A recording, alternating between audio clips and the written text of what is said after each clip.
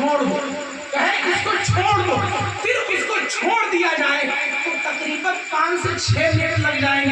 وہ کہے گا چھوڑو، پھر چابی لائی جائے گی، تالا کھولا جائے گا، لیکن میدان محشر ہے. یارو میرا مصطفیٰ کیسا مصطفیٰ ہے، یارو میرا مصطفیٰ علیہ الصلوۃ والسلام. جب ہماری وہاں پر زنجیریں لگی ہوئی ہوگی، تالوں میں ہم گرفتار ہوں گے، تو مصطفیٰ یہ نہیں فرمائیں گے کہ تالے کھولے جائیں. کیوں؟ اس لیے کہ کھولنا یہ محتاجی ہے، میرا بھی محتاج نہیں ہے.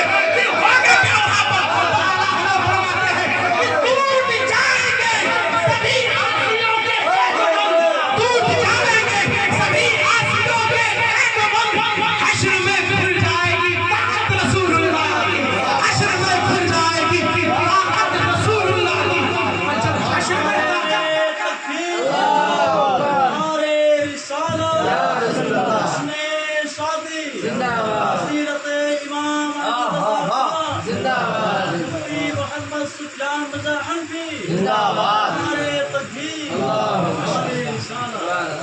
جشن شادی کا نبی نعرہ لگ رہا ہے، اشارہ مل رہا ہے مجھے.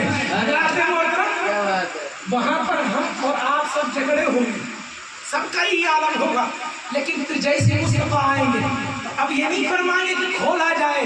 جیسے ہی مصطفیٰ آئیں گے ٹوٹ جائیں گے سبھی آسیوں کے قید و بند، ٹوٹ جائیں گے. جو ہم جھگڑے ہوئے تھے مصطفیٰ آئے فوراً ٹوٹ گئے. ٹوٹ جائیں گے سبھی آسیوں کے قید و بند. حشر میں کھل جائے گی طاقت رسول اللہ کی، حشر میں کھل جائے گی طاقت رسول اللہ کی. پھر کیا ہوگا؟ دیکھنی ہے حشر میں عزت رسول اللہ کی، دیکھنی ہے حشر میں عزت رسول اللہ کی.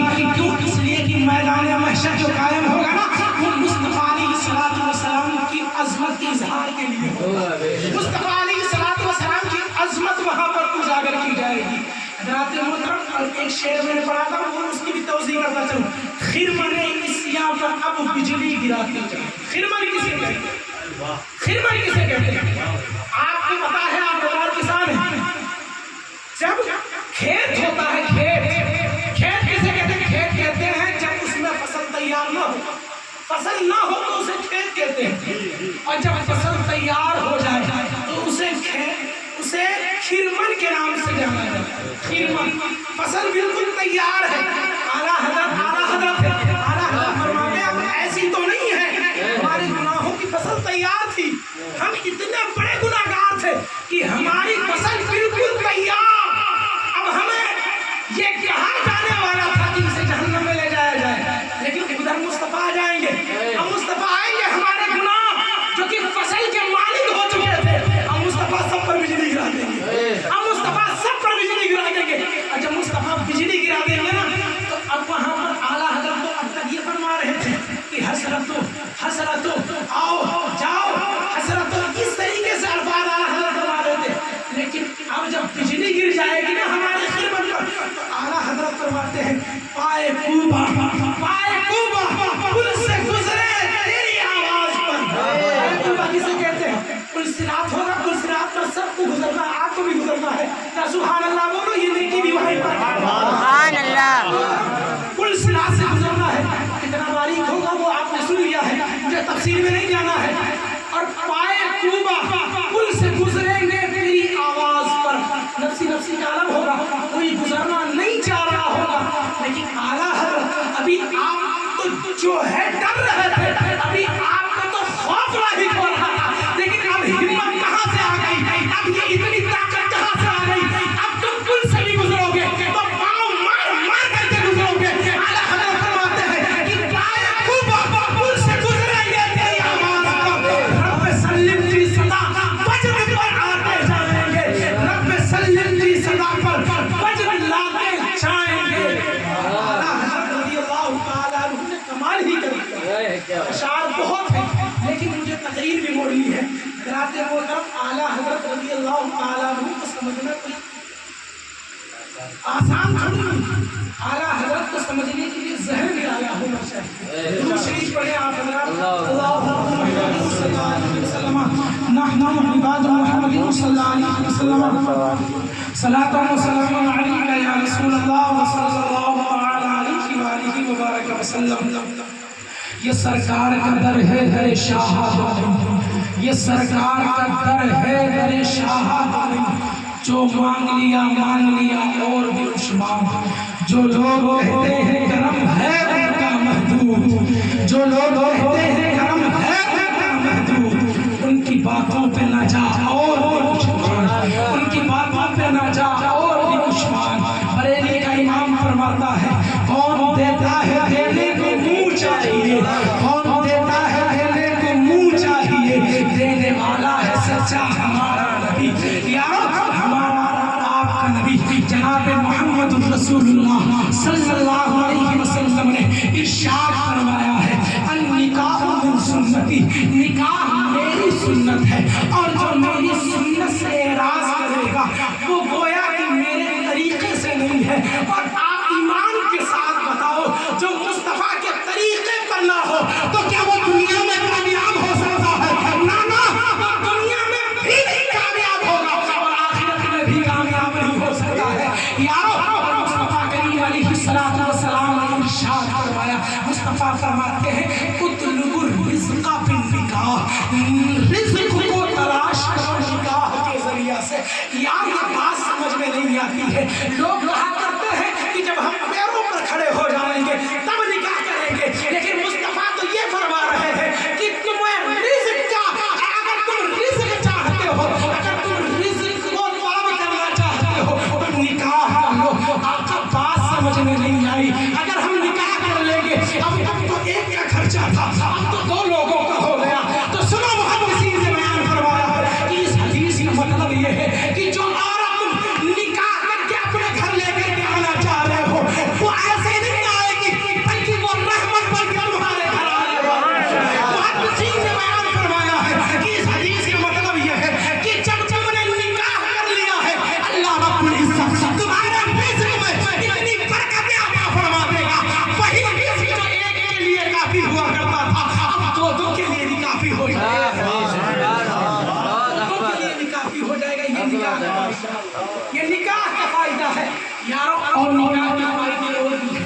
مصطفیٰ کریم علیہ الصلوۃ والسلام کی دیوانو سنو، میرے مصطفیٰ فرماتے ہیں اگر کوئی بندہ رات بھر کی بات کرتا ہوں، ایک دو گھنٹے کی بات نہیں کرتا، ادھر دیکھو آپ کو سمجھا، انہیں سب پتا ہے، اگر کوئی بندہ رات بھر نفلی عبادت کرتا رہے، نفلی نمازیں پڑھتا رہے تو وہ بندہ اتنا ثواب نہیں پائے گا جو بندہ نکاح کر لے اس اگر نکاح کر لے اس بندے کو زیادہ ثواب مل جایا کرتا ہے۔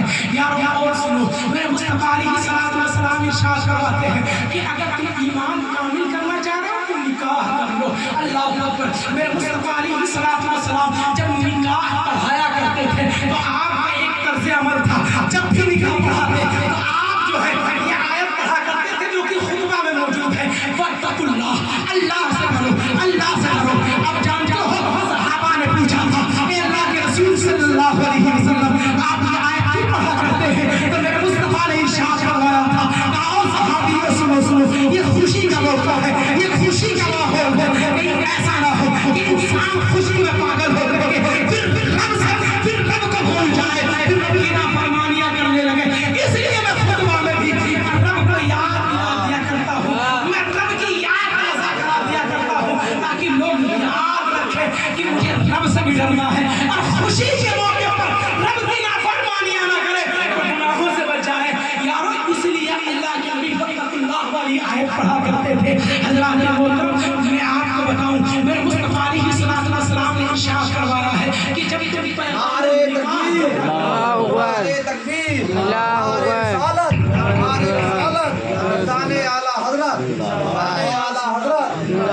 تاج و شریعہ، تاج و شریعہ، اعلیٰ حضرت، اعلیٰ حضرت، اعظم ہند، اعظم ہند، نعرہ تکبیر، رسالت۔ بڑی تیزی کے ساتھ میں آپ کے سامنے حدیث بیان کر رہا ہوں، پھر تقریر ختم کر رہا ہوں۔ حضرات محترم، میرا مصطفیٰ کریم علیہ الصلوۃ والسلام نے ارشاد فرمایا جب تم پیغام نکاح بھیجا کرو تو یہ نہ دیکھو کہ وہ عورت جس کو آپ نے پیغام نکاح بھیجا ہے وہ دولت والی ہے کہ نہیں ہے، یہ مت دیکھو کہ وہ جو ہے رئیس گھرانے کی ہے کہ نہیں ہے، یہ مت دیکھو کہ وہ جو ہے اس کی شہرت ہے کہ نہیں ہے،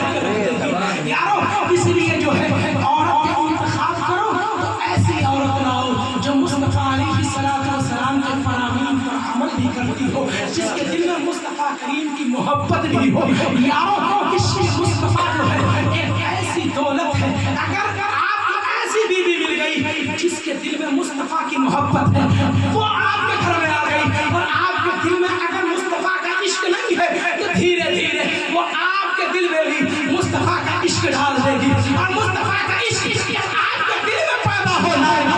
फिर होगा क्या? दुनिया में रिवाज मौजूद है।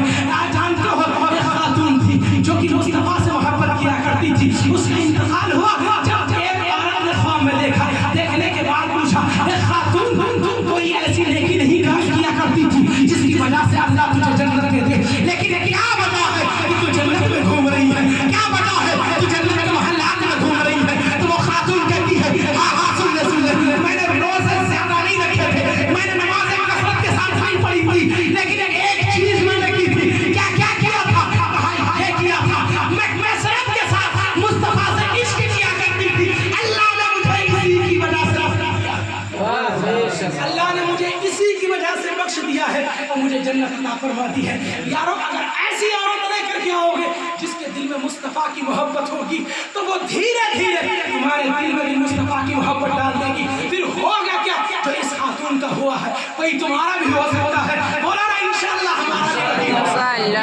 मुस्तफ़ा करीम अलैहिस्सलाम से मोहब्बत भी करो और मोहब्बत का जो है तकाज़ा ये है कि जिन चीज़ों से मुस्तफ़ा ने मना फरमाया है उनके करीब न जाओ। जिन चीज़ों से मुस्तफ़ा ने मना फरमाया है उनके करीब न जाओ। मुस्तफ़ा करीम अलैहिस्सलाम की उम्मती होना, बेहतरीन उम्मत हो आप। अल्लाह के नबी ने और अल्लाह ने खुद बयान फरमाया है कि शराब को हाथ न लगाओ। फिर हमारा नौजवान आज शराबी क्यों बन गया है? जब अल्लाह ने खुद बयान फरमाया है कि जुआ न खेलो, फिर हमारा आज नौजवान जुआनी को बन गया है।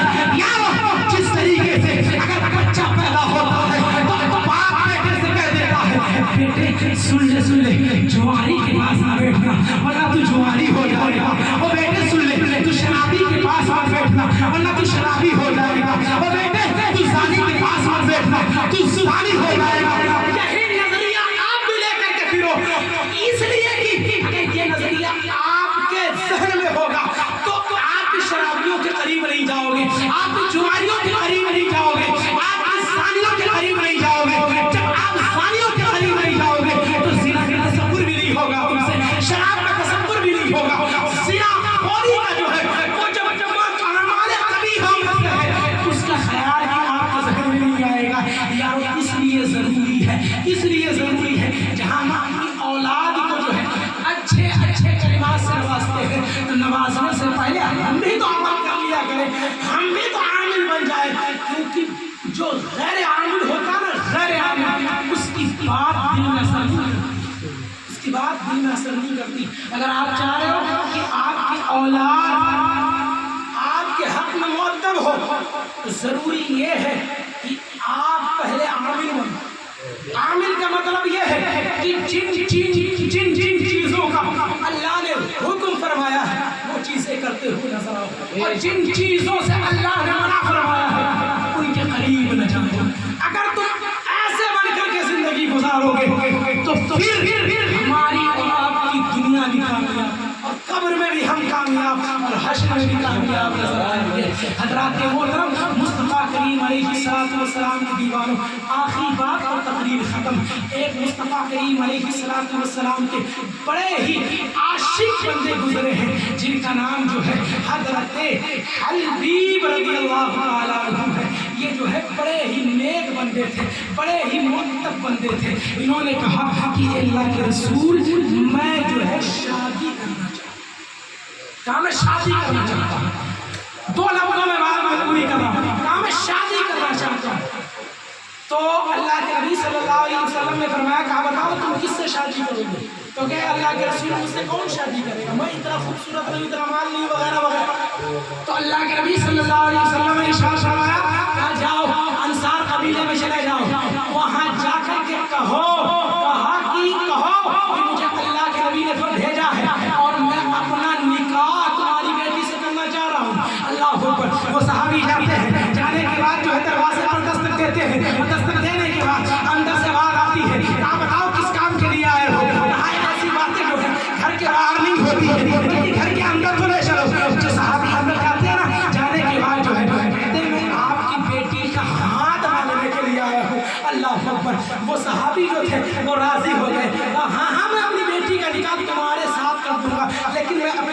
से भी मशवरा ले लो। क्यों? इसलिए कि ये 1-2 दिन की बात नहीं है, ये तो जो है जन्मों की बात हुआ करती है यार, ये तो पूरी जिंदगी की बात हुआ करती है। मशवरा उस मशवरा जो है ये मुस्तफा करीम की सुन्नत है। वो सहाबी जाते हैं अपनी बीवी से मशवरा लेते हैं, कहते हैं ये आए हुए हैं मुस्तफा के आशिक हैं, मैं चाहता हूँ कि अपनी बेटी का निकाह इससे कर दूँ। और औरत हुआ करती है, औरत ने कहा कि नहीं, इनके पास दौलत नहीं, इनके पास पैसा नहीं है, हम नहीं करेंगे शादी। अल्लाह अकबर। वो बच्ची जिसके लिए मुस्तफा ने पैगाम भेजा वो जो है दीवार के पीछे से पूरी बात सुन रही थी। जब उसने सुना उसकी माँ मना कर रही है, उसकी माँ रोक रही है, तो वो खातून अंदर से बोलती है यदि वो मेरी बात सुनो, मैं अपना निकाह जो है इसी आशिक मुस्तफा से करूंगा। क्यों? इसलिए कि आप ये ना देखो कि पैगाम निकाह लेकर के कौन आया है, बल्कि ये देखो कि पैगाम निकाह लेकर के भेजा किसने है। लाने वाला तो अदना है, लेकिन भेजने वाला तो नबियों का सरदार, भेजने वाला तो नबियों का सरदार है। इसलिए मैं खूबसूरती नहीं देखती हूँ, इसलिए मैं दौलत नहीं देखती हूँ, बल्कि मैं देख रही हूँ कि मुस्तफा ने भेजा है, इसलिए मैं इसे निकाह यार यही नजरिया होना चाहिए, यही जो है हमारा अमल होना चाहिए कि अगर नेक लड़का मिले, अगर नेक रिश्ता मिले तो हम अपनी बेटी को दें, अगर नेक इंसान मिले तो हम अपनी बहन को दें। क्यों? इसलिए कि अगर नेक घराने में हमारी बेटी की या हमारी बहन की शादी हो गई तो इंशाअल्लाह वो फूल खिलेंगे, ज़माना भी उन्हें याद रखेगा। तो इसलिए कि अगर शादी नेक घराने में होती है तो बच्चे भी बेहतर पैदा हुआ करते हैं, बच्चे भी आला पैदा हुआ करते हैं। क्या आपको नहीं पता है कि हज़रत हव्वा का निकाह जब है हज़रत आदम से हुआ था, तभी तो अंबिया पैदा हुए थे। क्या आपको नहीं पता है जबकि हज़रत खदीजा से मुस्तफा का निकाह हुआ था, तभी तो फातिमा पैदा हुई है। जब फातिमा का निकाह अली से हुआ था, तभी तो हज़रत अली ने इस्लाम के लिए 2 शहजादे दे दिए थे, जिनको हज़रत इमाम हसन जिनको हज़रत इमाम हसन हुसैन के नाम से जाना जाता है। रात मोहतरम वक्त काफ़ी हो चुका है। अल्लाह रब्बुल इज़्ज़त की बारगाह में दुआ करता हूँ अल्लाह तबारक व तआला हम सबको हक बोलने, हक पर अमल करने और हक सुनने की तौफीक अता फरमाए। और जो ये तकरीब मुनाकिद हुई है अल्लाह तबारक व तआला इसको पुरसमर बना दे। अल्लाह तबारक